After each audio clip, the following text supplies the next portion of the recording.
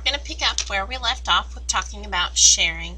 Remember, we just talked about sharing is a learned experience, and it's something that happens with time. Remember, you do want to use your cart the whole time you're at Walmart.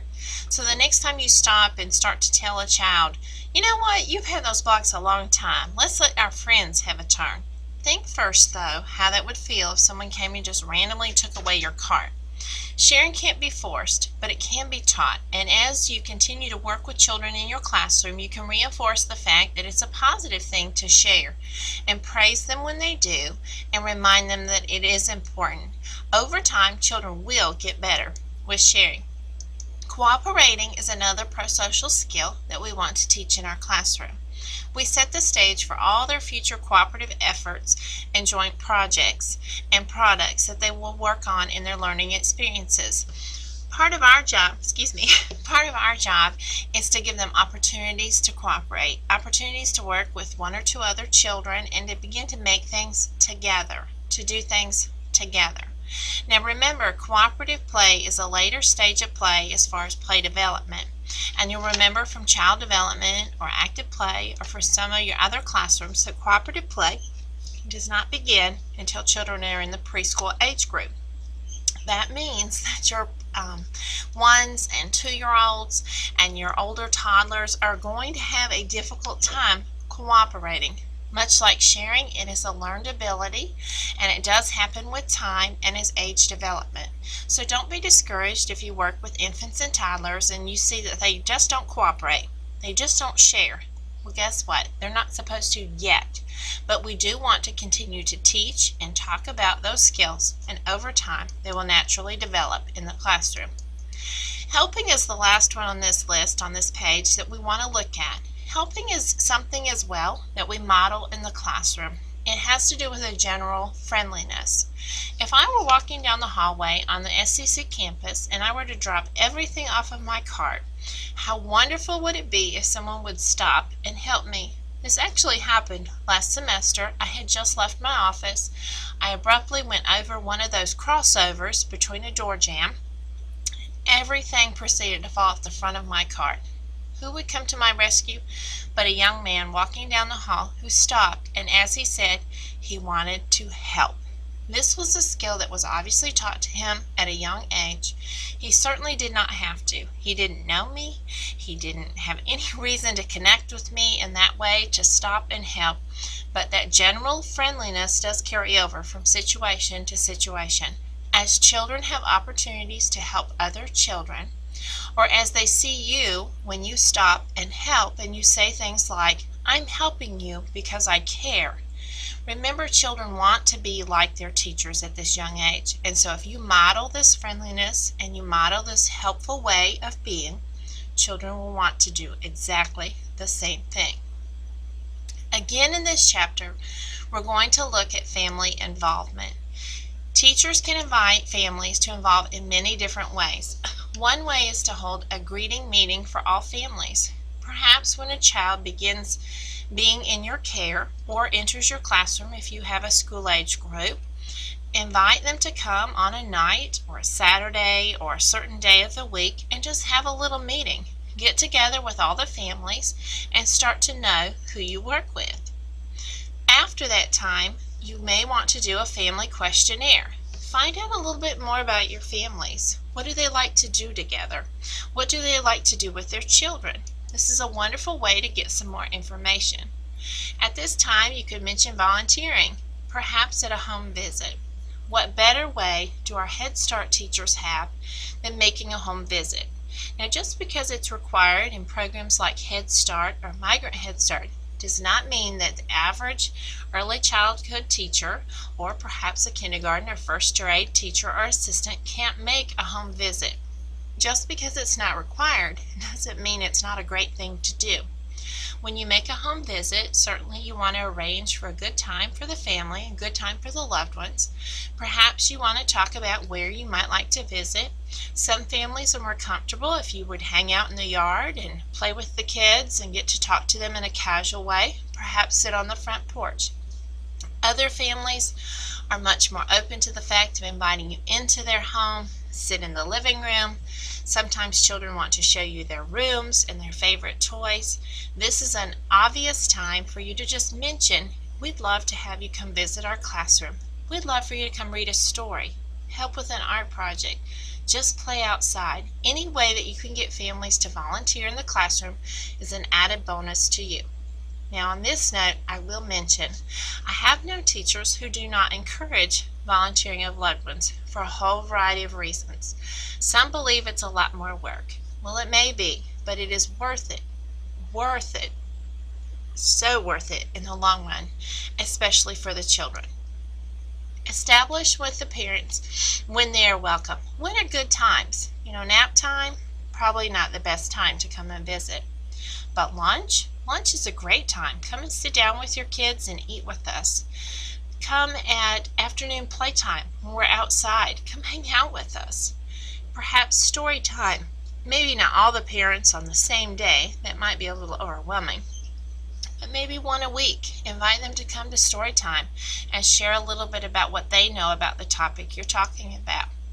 Let them know you have other ways they can volunteer. Some parents prefer to just bring in materials or odd assorted items that you need, like empty cereal boxes that you need for an art project.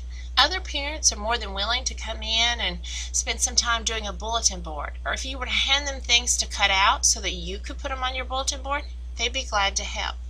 Find a variety of ways to encourage families to volunteer and be a part of what's going on in their child's development. Treat them as if you would like to be treated if they come to visit your class. Remember, a welcome smile and a friendly greeting goes a long, long way. I'm so sorry.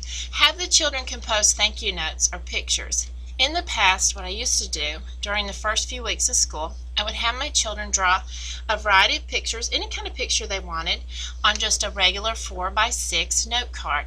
On the back of each note card, anytime you have a parent who does something friendly for your class or comes to visit, write a little thank you note, sign it from all the children in your class and you, and mail it off. It makes a great personal greeting and a thank you for the time that they put into your class. Make sure you also note that there are other family ways that they can help. Perhaps a home assignment. Now, I am certainly not advocating sending home homework with your early childhood folks. What I am suggesting, though, is that there are fun activities that they could just do at home when they go on a bike ride or they go on a walk.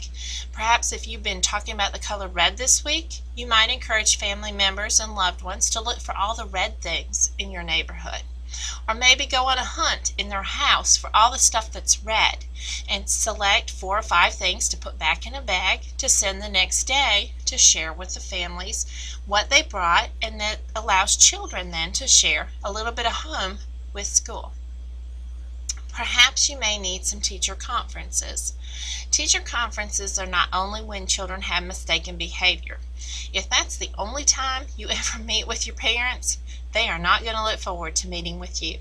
What they do want are also some positive times. Just like our compliment sandwich we mentioned in previous chapters, they need some good times to meet with you, because those negative times will come when you need to talk about the meat, and then sandwich that always with some other good times. A parent-teacher conference can be just to get to know them better, or just to get to know a little bit more about their children. Attend the parent meetings. Perhaps at your center you have a once-a-month parent meetings. I know our Migrant Head Starts in this area are wonderful at doing these type of meetings. Usually they have a once-a-month meeting. Usually there's a dinner or a time to gather together. The kids are welcome. There are things for the children to do while their parents are in the parent meeting. Perhaps there's a workshop for parents. Perhaps there are things that the parents do with their children, and it's a time that they can come to school for fun events. Now, I don't know about you, but when I was a child, I looked forward to those parent meetings. I can remember going with my mom and sometimes with my dad when I was very young, that we would go to those parent meetings at the elementary school or in my kindergarten class, and it was a time I could show off what I'd been doing. And I know now as a parent how valuable that time was for my parents as well. Participate in home visits. I really can't illustrate enough how important those home visits are. excuse me, contribute materials. I can remember in the past we had a need for tissue boxes. I know I had a student when we did our dinosaur unit find a great lesson plan for using tissue boxes to make dinosaur feet so the children in the classroom could use those. Now, if each teacher had to come up with enough feet for every child in their class, she or he would have had to be using a lot of Kleenex. But by just asking parents in a simple note going home or in a poster by the door, you could very easily ask for family involvement by just contributing your leftover Kleenex box. Follow through. I can't I'm sorry. I can't tell you enough how important it is just to follow through with staff recommendations. If you make a recommendation to a family, just encourage them. Follow up with them just like you would on your 5-point plan with children with crisis management. You want to go back and follow up. How is it going? Is the biting any better at home? We're seeing improvement here in our classroom, and I just want to follow up with you and see if you're using the same strategies that we are, and are you finding it's working? Those are great ways that you can get involved with your families. I love the idea of a family journal as well. We know in 131, Child, Family, and Community, we make the traveling suitcase. As a part of that traveling suitcase, you make a journal so that children and parents and family members can document what they've been doing. Well, another extension idea of that is that you can just send home family journals, and families can write in them. They could have pictures, they could add information about things they've been doing at home, and then they can send it into the classroom to share with the other children. It's a great way to extend not only what's happening at school going home, but what's happening at home coming to school, because you know the children are anxious and excited to share about what their family has been up to. Special events. We always need extra people.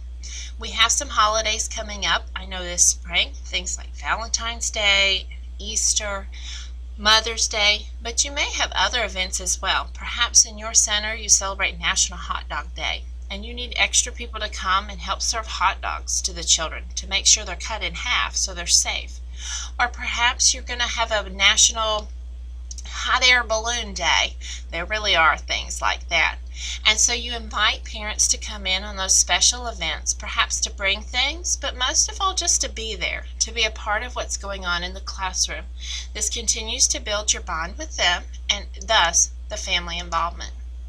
There are a lot of other ways that you can get their information. Perhaps you want them just to come and observe. Sometimes it helps, especially for behavior issues or behavior reasons, for parents to come and as unobtrusively as they can to observe what's going on in your classroom. Ideally, you would have windows, or you would have a way where parents can watch and sit back, because we know, as with all children, they act differently when their parents are in the room. But if you have a way for them to come and observe, what valuable insight and information that can be to both of you. What about having them come in and make presentations to the class?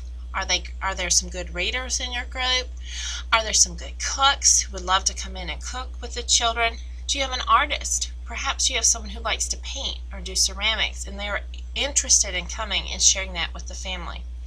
From my own personal experience, when my daughter was quite young, she attended a family home center. And as part of that, her child care provider regularly brought in people from the community and from the families that were part of her center to do things with the class. Now, personally, I always loved to go and just play, or sometimes I would go to help read books. Then she had other parents or other community members who would come in and share about different cultures. In our community, we had a large college area that also had a multicultural focus.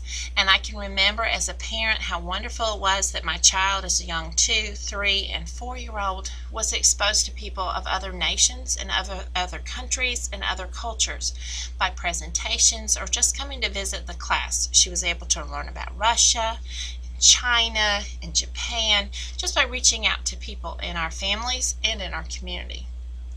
And then you may have parents like me, folks like me who just want to come and volunteer on a regular basis. Now, I can guarantee you, the first time I sent my son to child care, he was 2 1/2. My mother was able to keep him in our home setting up until that time. But at 2.5, we felt the need that he really needed that involvement in a regular early childhood setting.